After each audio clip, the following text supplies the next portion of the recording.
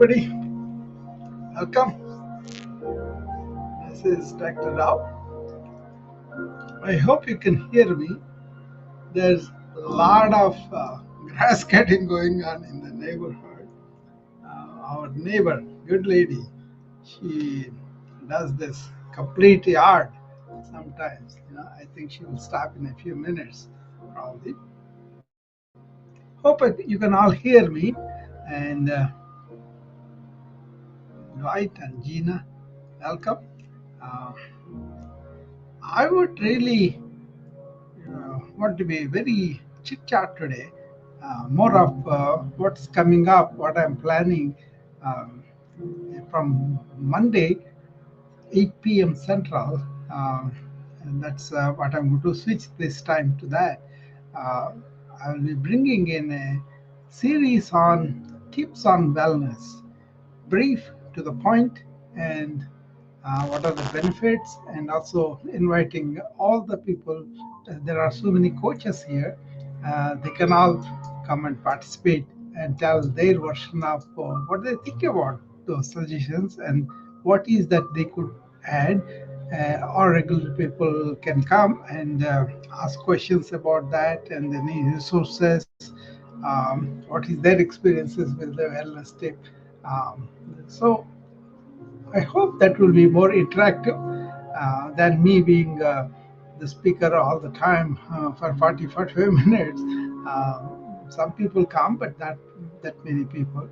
I would really like to see the awareness and really the interest in this wellness drives are there, and people are really getting a lot out of it. That's what I want to see. Uh,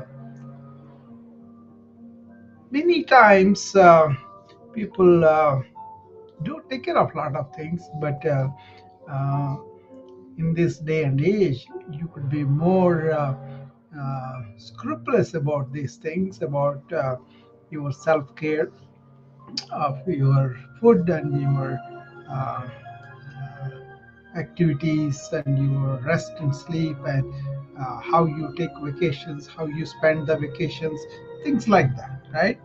That's a very important thing to pay attention to.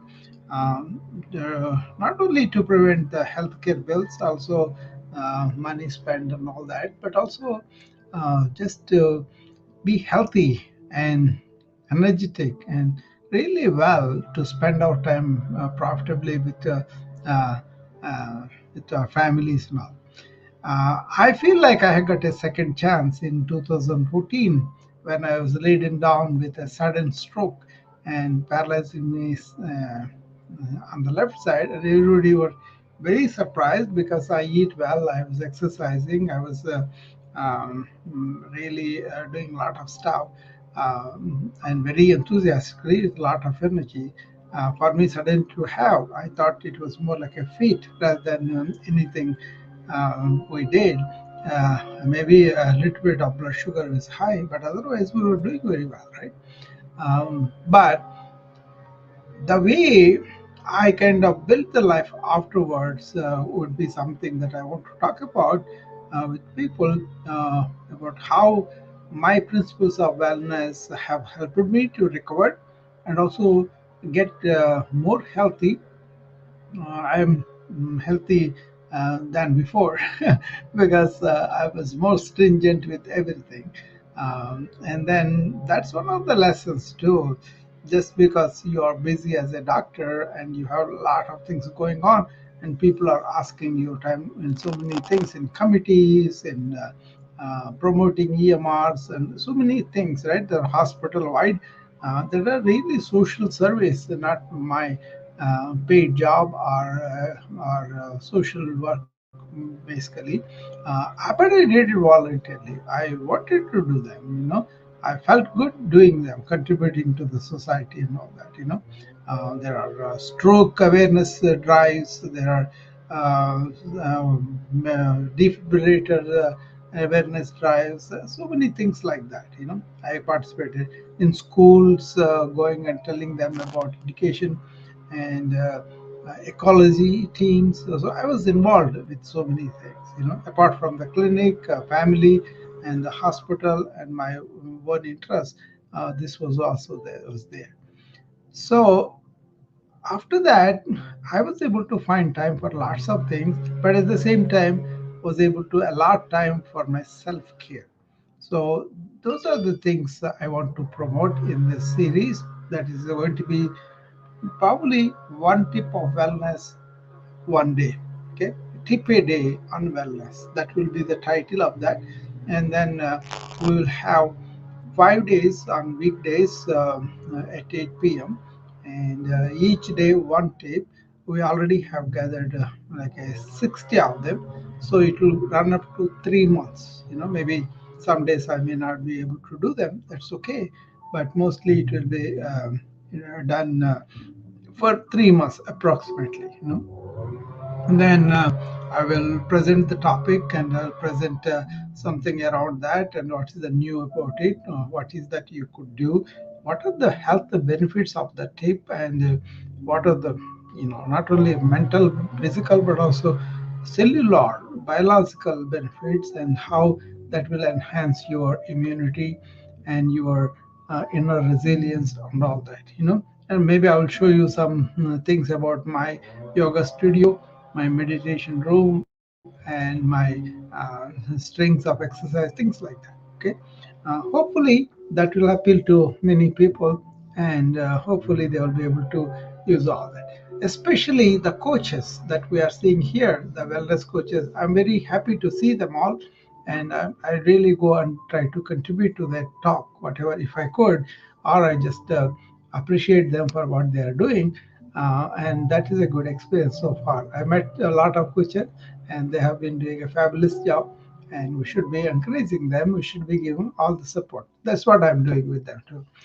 Hopefully, they will also come and give their viewpoint or perspective or experience or some tidbits they could add to this and all that. Okay. Um, I hope this series will be something that people can look forward to and take home some points and use them. Okay. Uh, why that is so important is even at this day and age, many people are not really doing what is needed for their well-being, for the long run, and also innocently they're kind of getting in the trap of so many people wanted to sell them all sorts of processed food and all sorts of entertainment that may not be good for them, and also lots of uh, inactivity, like promoting more like a inactivity basically, uh, sedentary.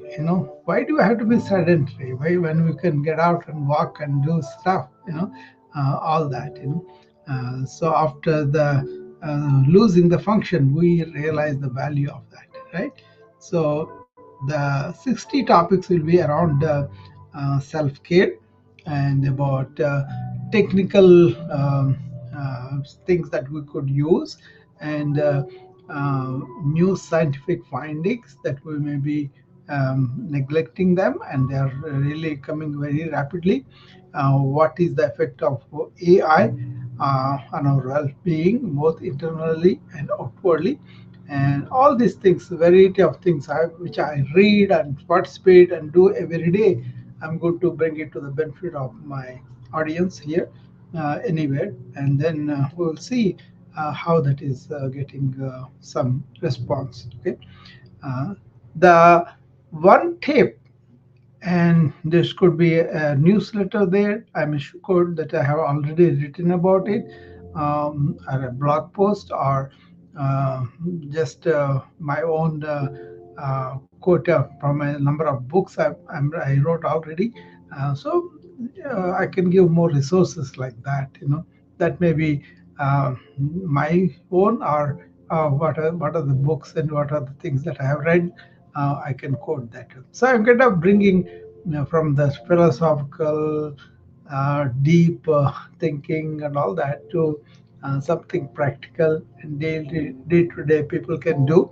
We can always go into each topic to a depth. If some people are interested in that, we will always go into that. I will present what I know, and I will welcome other people to present whatever depth they want to go, and we're a game for it. And we may not know everything, but we will listen if they can bring us up to date on what is going on, right? So that's the plan.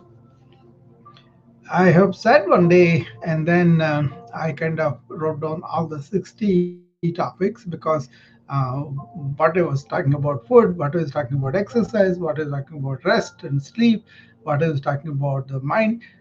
The number of things I got were about the mind, how mistaken people are about thoughts and mind, how to keep it clean, how to keep it sharp and focused, and how to not to lose it as we age. Dementia is something that is vastly can be helped to not to occur very early. Maybe you can delay that. Maybe you have some tendency to dementia, but still lots of people enhance the speed with which it can progress by being inactive, by not knowing how to use the mind and how to give it a rest and all that. I think that will be very useful for people if they listen to that. um, for me, it's more like a monk-like mind. It's more like a yogi's mind. It's more like a beginner's mind. But the beginner's mind every day new. So it's like a adventure once you approach life like that.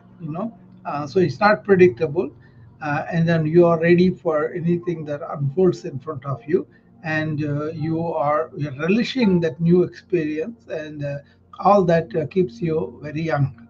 If you are young in your mind, you are very. I remember one of the sages. He was very old. He looks very frail when you look at him. He had a meeting in England with kids, high school age kids, later grades probably. And one of the kids was saying, when he came in, I thought he was very frail, very old, very this thing. And so we all sat down to him and we began to ask questions him because they are young, they want a lot of questions. And he encouraged them to do that. And as they question, he became so involved, so enthusiastic. He became the youngster, and these kids felt like they are old people. So you can see how the mind can make you feel very young, and then you can keep it like that too. You have to understand not to get into a rust. With um, new things you explore, new areas open, and now we have this. Neuroplasticity, right? Everybody must have heard about that. What it is you can make your own brain, cortical tissues, because there was an old man in Arizona. So this is a community like probably 1,000 people or 500 people. I don't remember the number, but there are a lot of people were there, and these people are above 65, and they came and voluntarily joined that elder community. There, the community is they will take care of you, and then they will provide you some assistance and all that. You are supposed to promise them that you will give the body to research after you die. Okay. And then you can live as long as you are there. And then these people were very grateful, but they wanted to give their bodies to the research and all that. So this particular man, after coming in a couple of years, he had a major stroke, and he had paralysis of right side completely, and he was taken care of, and luckily really bounced back and became normal again. So, and then with intense therapy, he regained all the function. He was able to live, and he lived few more years. I don't know how many years, but he lived few more years. And then he became more and more active as the function was coming back. And because he was doing so much physical therapy, he began to walk. He began to do his stuff and all that. And then 15 years after the stroke, he died and natural death. And then they opened his body and looked at the brain and the section where he had the stroke. They looked at it, and that section has all necrotic. That's like a dead tissue. Black and all that, right? But around that necrotic area, what they discovered was new brain formation, new cortex formation. That's the important thing we have to know, because you can create your own brain cortex. Okay, that's the evidence of that too. But I've just told you the story because anecdotal. Not many people may have the resolve or want to get better and all that. But by doing the work at the periphery, at the area where it was paralyzed, he has developed this tissue, and then he was able to fortify those tissues that are affected by the neural damage. Neural damage is resolved, and then they got new function. So, brain is a very mysterious thing, and the brain is really underutilized or malutilized. That means not used properly, and many people are paying price for that. Okay, so understand that, and then we'll explore that. So my forte is mind and its exploration, and question of, is there a mind at all, or only thoughts? All those issues we will explore as we go through the wellness tips. We may want to nurture the body, reshape the body, resculpt the body, and improve the energy. Those are all fine. But then, what about your psyche influencing your body? That also comes under psychosomatic, right? So once you understand that, what did the ancient looked at? They talked about Sankhya philosophy. In that philosophy, there is consciousness and there is nature, and consciousness influences the nature, but the nature is the one which allows our body mind to develop, and also body mind go their own way, that kind of thing. Okay, so it's all a question of understanding the philosophy behind this, the systems developed behind it, how we can really bring those things into our livelihood, that kind of thing. Okay, our lives, not livelihood. So all variety of topics are there. We can talk about it. And but I'm going to bring one tip that is the starting point, and how I employ that in my life, how I took advantage of the tip, and then that worked very well for me. The first day, I remember, it's going to be gratitude. Everybody talks about gratitude. Everybody says we should be grateful. Um, but are you grateful only when the times are nice, or are you grateful if the times are not good? So we're going to talk about it philosophically, and what happens to the body and mind when you end up with that. Let me get a charger. I think this iPad is going to go out of charge very soon. 1 second.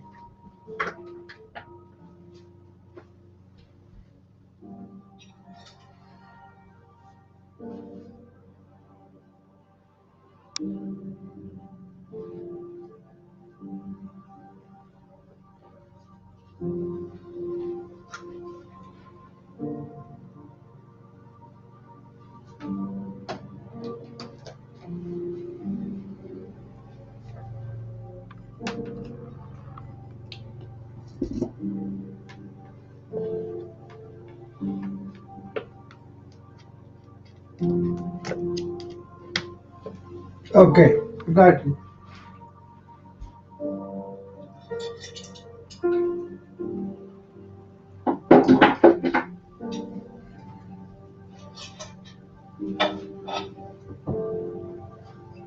So that's the way I look at it as I embark on this series. I want to explore all the things that are amenable to us, and that we could see different perspectives on these things. And for me, the gratitude is very simple, because we came without anything and we're going to go without anything. Whatever we have here in between is something accessory. So we better enjoy that. It's as simple as that. And also, being a human being, we are embodied with intelligence that is going to take care of our memory and our imagination and create things for us and also overcome limitations too. So that kind of thing. I'm going to present more of data about different countries if you want to, or philosophical perspectives about this. There was this book that was written after a lot of research was done on women who are under extreme suffering because of the situations in the countries, or you know culture, and they were subjected to extreme suffering. But then they took these women's stories because they kind of stood by themselves, such as self-reliant women, very inspirational stories. And if you really listen to their suffering, it will be really unbelievable. So in Africa, in Asia, in South America, in Egypt, so many countries they have gone there. Um, so that's a good book to read to get inspiration about how to get rid of extreme suffering with our own inner resilience. That's the kind of people, when you look at it, you will be very grateful for what you have, because they don't have anything. From that from that they rose, very very inspirational. Then you see all the people complaining about a lot of things in the snow on the road, then you laugh at it, that kind of thing. Okay. Hopefully, this series will go well, and hopefully, I can contribute something to the wellness through this series, and promote wellness at the individual level, at the society level, and at the country planet level. So we'll talk about various things like that. Excuse me. So, anybody wants to come and say anything about that? Any suggestions or any thoughts, or anything that you would like to tell me about, what you want to hear or what you are interested, anything like that, or you don't want to talk at all? It's up to you.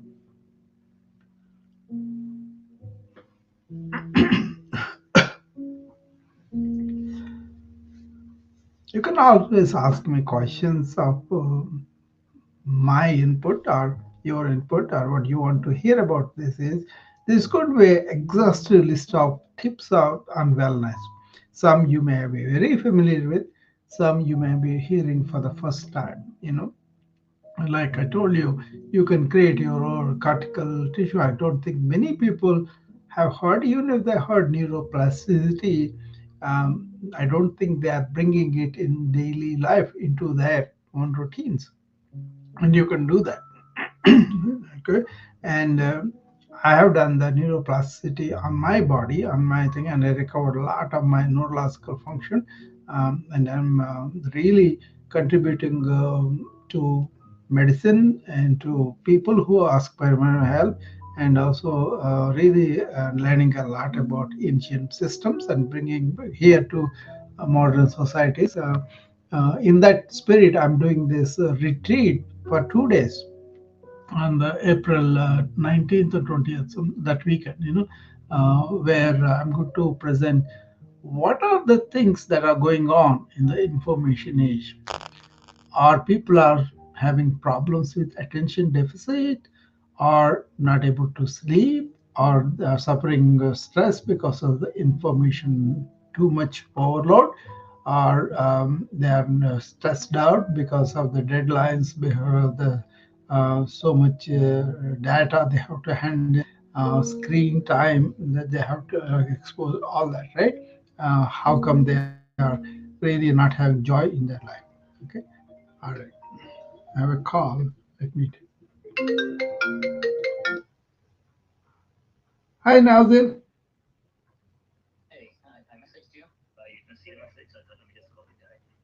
Okay, one moment. Let me hang up the other line, then I'll talk to you. Okay? Okay, I will see you tomorrow then. Okay? Thank you.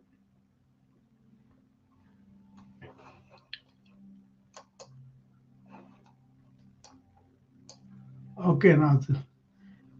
How are you doing? I am good too, but busy, but otherwise good. Yeah, I mean routine work anyway. So some things happened in the last couple of weeks, so I was so busy, with that. Um, oh, I saw the website you created. That looks very nice. So I saw a couple of samples of my competitors, which they were sent to me in the last couple of days. Then I said I should show them Nazir and see maybe we can add some videos or some of the. What do you think about that? First of all,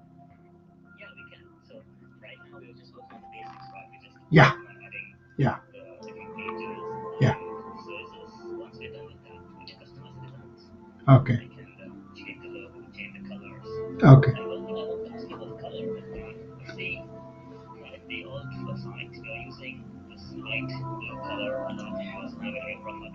Yeah, yeah, blue and white Nazir. I will send you one I did with the one challenge I did one time um, in the facial yoga or something. Those colors I think are kind of bright and nice, ease on the eyes too. Actually, my favorite color is green, but for our company things, I selected blue and white. Yeah, yeah. Yeah, personally, I that's green is the one I like, but I kind of allowed this blue and white from the beginning for the company. Of course, we didn't do much work anyway. We only a couple of few. Sometimes they create in all sorts of colors. I don't pay attention because it was all social work. But now this is serious work we are going to do for the company. You know. And also, I just am announcing with people I have here that I'll be